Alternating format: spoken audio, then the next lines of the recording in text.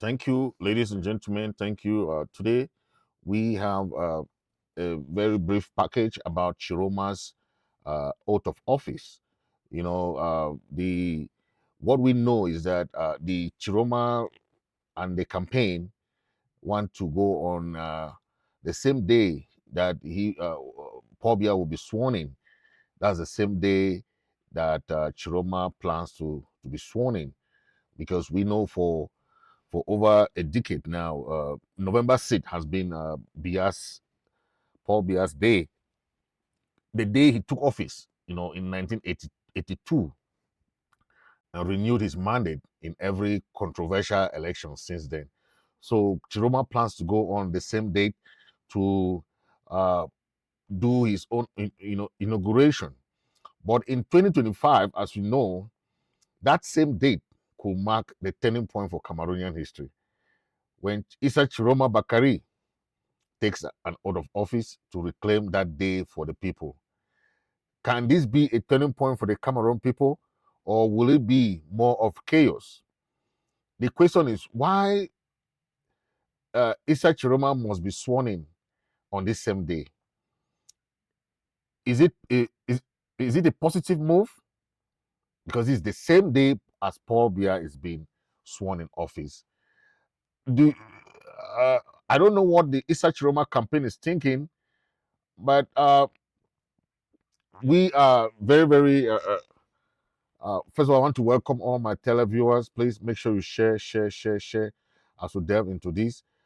We know that it has been a new normal, okay, that uh, across Cameroon, the tension is unspeakable, okay? I mean, it's just, uh, think of it, protests have rocked Douala, Dugarwa, Yaoundé, Bamenda, Bafoussam. The protest on that Monday goes the lockdown that started on the 3rd and continues today and tomorrow is alarming, right? The it's just something that you hear the opposition crying foul, alleging massive electoral fraud during the just ended election. Civil society reports irregularities, intimidation. You see the gendarmes, the military are just arresting these young guys, and silence where transparency should speak. Yet, amid this uncertainty, one man is the only person that has rose up to say enough is enough. Issa Tchiroma Bakary stands as a symbol of defiance and democratic restoration. He is the only man that can restore democracy in that country, as we see. Because not that good of character or good of whatever, but that the people want change. The people want somebody to just change the dynamics of that democracy in that country. Issa Tchiroma says he would take an oath of office on the 6th of November, the day that Biya is scheduled to be sworn in. For some, it's a political theater. For others, it's a moral stand, a declaration that November 6th no longer belongs to a ruler, but to the republic itself. Do you see this as a chaos, or bringing more chaos or chaotic? Or do we see this as a moral stand for justice? Why does this day matter so much? Because symbols shape nations. For 43 years, this date has meant submission. Now it could mean liberation. If Issa Tchiroma Bakary say he wants to go in and do this on that day, who knows? Maybe that's the day that people will say, okay, enough is enough. Okay? So it's not just about who takes the oath, it's about what that oath represents. Okay? The people's will against decades of silence. Don't forget, this is what we're talking today. Thank you. Make sure you share. We'll be talking about, we'll explore why Issa Tchiroma's decision to be sworn in on the 6th of November is both necessary and symbolic. Okay? From reclaiming national dignity and challenging illegitimate power to inspiring a new generation of leadership. Do you see him as that person who inspired this new generation, or you see him as someone who will just do the same as Biya in the next years if he take over power. So stay with us because we want to bring all this to you tonight so that we can discuss and see what we have for uh you know tonight. Make sure you share, please share and share and share. I know we'll be back after this.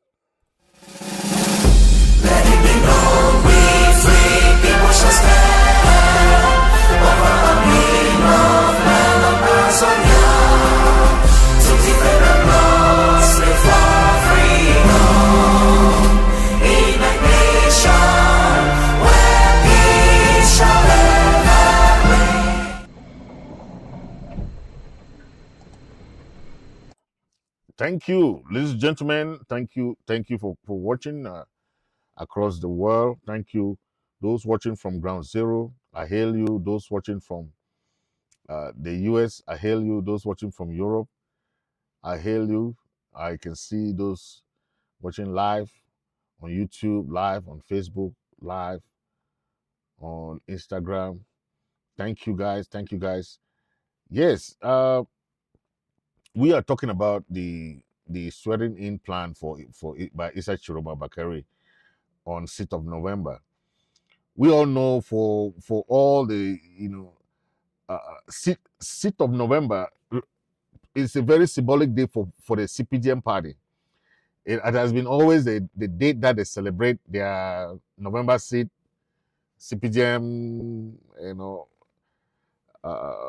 the birth of the CPGM party, right? 6th of November. And every year of the election, 6th of November has been used as a date to install or the president takes the oath of office. For 43 years, November 6th has symbolized Biya's personal empire. Taking the oath on the same day turns that symbol upside down, transforming a date of oppression into a day of liberation. We all know in most countries, like in Zimbabwe, Emerson Mnangagwa took office just days after Robert Mugabe's resignation, reclaiming national symbol from one-man rule. Okay, this happened in Zimbabwe. Remember when Emerson Mnangagwa took office? So that was what ended Robert Mugabe's role. Imagine how long Mugabe ruled, just like Paul Biya, right? No international recognition is another very important point that we have to bring. You remember, since the end of the election, no international organization have recognized Paul Biya.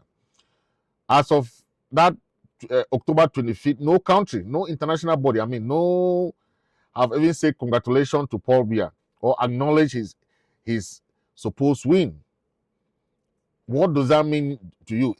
It means that the international community have not recognized Biya as the president.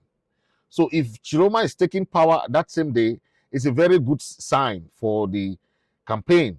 Okay, when the Gambia Yaya Jammeh tried to cling to power in 2017, global silence and the refusal of recognition paved the way for Adama Barrow's swearing in. Remember, and he did that even while on exile. So Tchiroma's ceremony echoes that at that moment, affirming legitimacy through global acknowledgement. He will be swearing in abroad. It doesn't matter where he is. We don't know where, for now, we don't know where Tchiroma is. But what happened in Gambia, where Yaya Jammeh tried to cling to power, right? In 2017, it happened the same way. They said no. Adama Barrow took the swearing in while on exile. But what happened? Why he took that office? The international community recognized him. It's the same thing Tchiroma is trying to do now. Do you think Tchiroma going to succeed? That is the question, right? Another powerful support for Tchiroma for swearing in on that 6th of November, the same day Paul Biya is swearing in, is the evidence from the popular vote. The multiple civil society groups, religious organizations, religious observers, and independent tallies show that Issa Tchiroma received a clear majority of the popular vote. Okay, so why do you refuse him that chance to be president? Okay, in 2010, you remember 2010 when Laurent Gbagbo of Cote d'Ivoire tried to stay in power despite losing to Alassane Ouattara? You remember what happened in Cote d'Ivoire then, right? But Ouattara's popular mandate and international backing eventually forced Gbagbo out. Okay, Cameroon now faces the same democratic test. If they have not recognized Paul Biya's, so what will happen? The same like in 2010 when Laurent Gbagbo of Cote d'Ivoire tried to stay in power, right? Despite losing to the election to Alassane Ouattara, right? But Ouattara's popular mandate and international backing eventually forced Gbagbo out.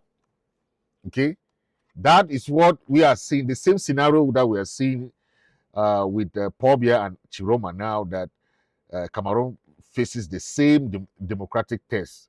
Okay, another important issue or point that Tchiroma is using to weigh in and swear in on that date is restoring constitutional balance.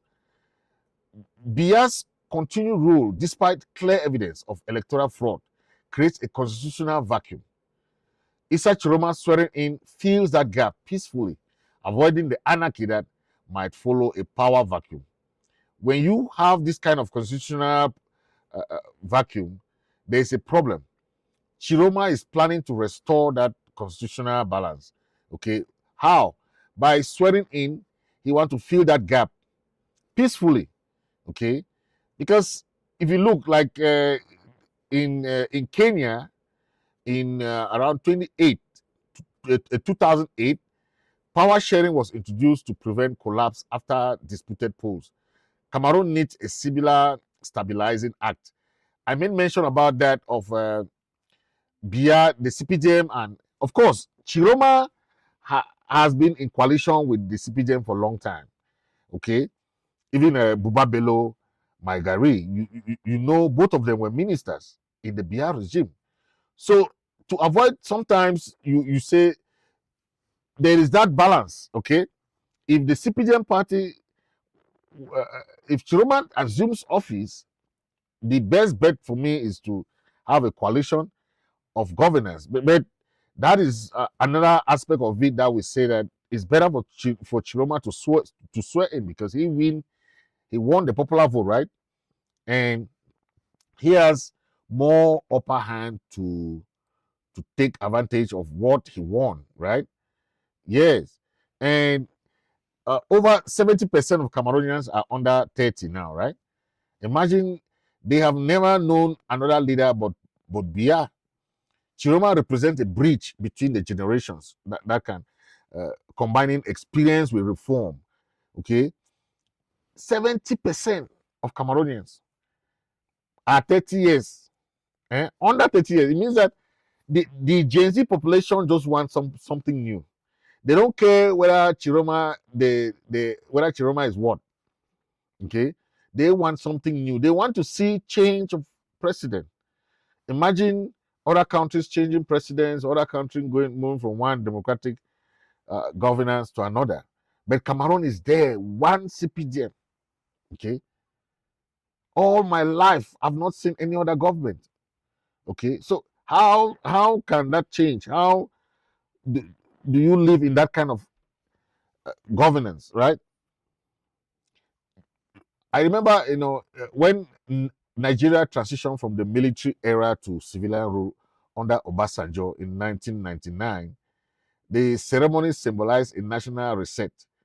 That's what Cameroon needs now. They call it national reset, okay, where they move from a dictatorial government to a civilian government, okay. Biya has dictated the Cameroonian people for too long. For 43 years, Cameroonian people have lived under this system, the dictatorial system. And for how long can they live in this same system? The question is, an answer is yours. Okay? By being sworn in on that day, Tchiroma's leadership signals peaceful resistance, and readiness to govern, avoiding a dangerous vacuum that could lead to street violence or military intervention. That is what we are looking at. If Chiroma come in and sworn in on that day, it will help, because don't forget, the military are now divided, and if Chiroma does not portray himself as a leader, the military can take over. Okay, but Cameroonians are still for 43 years. I bet you Cameroonians believe that they are under military rule, because Biya ruled by military. All the courts are military courts that they use for opposition leaders, for Ambazonian leaders. All the courts are military courts. So the military tribunal are being used to suppress and oppress the masses. Okay, if you commit a crime, a political crime, it becomes treason. Crime of being an opposition leader, crime of being an maybe you know somebody who's saying too much, you you'll be tried in the military court. And that is the military rule that the Cameroon people have lived for 43 years. Okay, this transition will help. Okay, yeah, this is what they were talking about, because in Sudan, we know of this transition. In Sudan in 2019, a clear transfer to a civilian council calmed a tense situation and avoided the civil war. Cameroon is diving towards a civil war, and a civil war is very dangerous. Go and look the history of countries that fought civil war. Civil war is not independent war. Amazonian war is not. It's not. It's not a civil war. It's an independent movement. So it's quite different. All the groups, all the leaders of Amazonia have one mission. Okay, no matter their divergence, no matter what group they are, they have one mission: to take back what belongs to them. But in the case of a civil war, you have the tribes that are fighting. It's quite different. So, do you want to see Cameroon plunge into a civil war? I don't think so, because it will be bloody. Okay, yeah. Imagine you having a president that you have not seen for almost 10 years. Even the ministers don't see Paul Biya. Okay. Biya's rule has much of Cameroon, from hotels in Geneva, living a hollow presidency, living in Geneva for 6 months, coming to Cameroon for 3 months, go back to Geneva for 6 months. That is how Biya has been rolling. And so he doesn't care. So the next 7 years, if you keep Biya there, it's the same thing that is going to happen, right? Imagine someone declare war on the people of Amazonia or people of Southern Cameroon. But he has never been in one of those regions to even know what's going on there. For the past 9 years, Biya has not stepped foot in Southern Cameroon. But you see the armies are there fighting for him. But I just hope that Chiroma's immediate swearing in can demonstrate presence, leadership, and responsibility, the opposite of Biya's absenteeism, that people don't see him for so many years. You don't see, even the ministers don't see Paul Biya. Imagine Tchiroma was complaining that he doesn't see Paul Biya.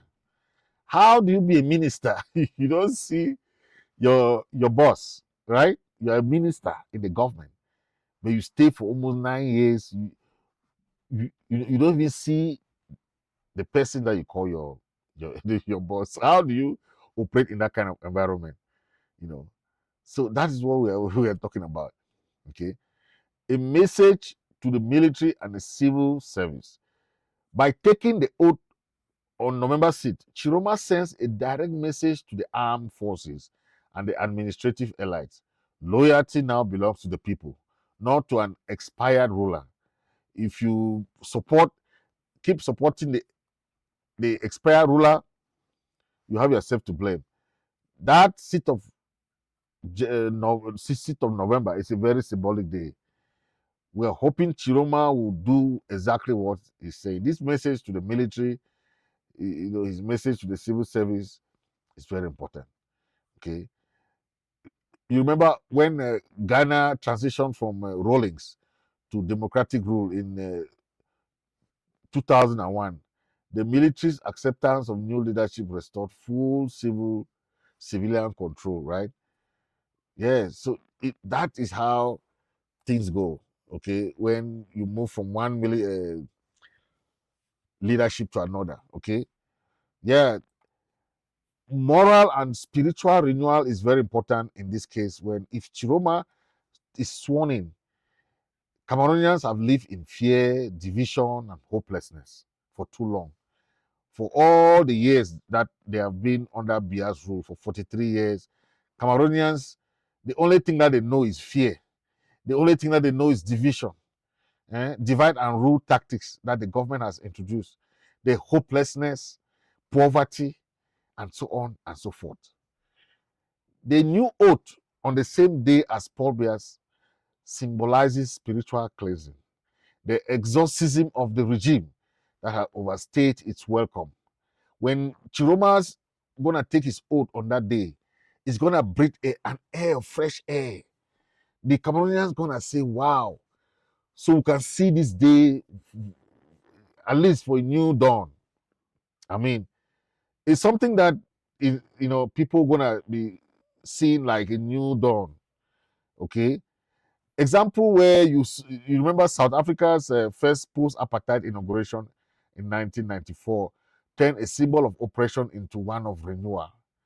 After years of apartheid, after years of colonialism, the people of South Africa breathed an air of fresh air. They had a relief. It's the same thing the people of Cameroon will see, where they have known hopelessness. All they have known is poverty, okay, joblessness, okay, unemployment, fear, division, tribalism, nepotism. All these are things that have clouded the Cameroon people and the governance. Development has been screwed by all this aspect. Hopefully, Chiroma's coming will be that fresh coming. Okay, declaring the birth of the Second Republic is very important. The new generation, the Gen Zs, the act of being sworn in on that seat of November seat is not just defiance; it's a proclamation of the new republic. Okay, built on justice, unity, and truth. All right, opposite from fear, division, and hopelessness. This is a very good thing. Cameroon must reclaim its destiny from this stagnation from the Biya regime for 43 years. Biya hold, uh, Biya may hold a title, but the people hold the mandate.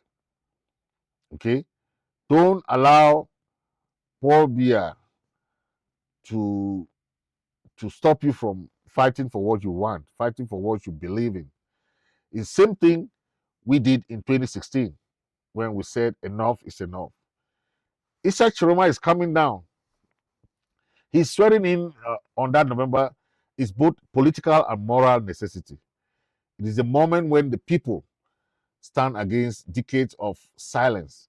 By taking that oath on that same day as Paul Biya, Tchiroma will not only challenge an illegitimate power, he will redefine the date that this one symbolic tyranny and turn it into a national day of rebirth. I hope that uh, this history will go forward with the people of Cameroon. There is nothing that we are waiting for. History has always favored the voice of the people, right? So we're hoping that this time around, history that has always favored the voice of the people over the silence of the tyranny will do the same this time around for the people of Cameroon. Whether the world watches in hesitation or support, one thing is certain: the Cameroonian people have spoken, and their will cannot be erased at any point in time. We hope that the Chiroma campaign will do the same. Okay, so make sure you watch very keenly. Okay, thank you for joining. I am Fritz Misodi. And this has been your your show, the political talk show. Good night, and may Cameroon and Southern Cameroons arise again. God bless you. God bless the people of Southern Cameroon. God bless Cameroon. Stay blessed. God bless everybody. Thank you. Let our dove bring us peace and love. Let the joy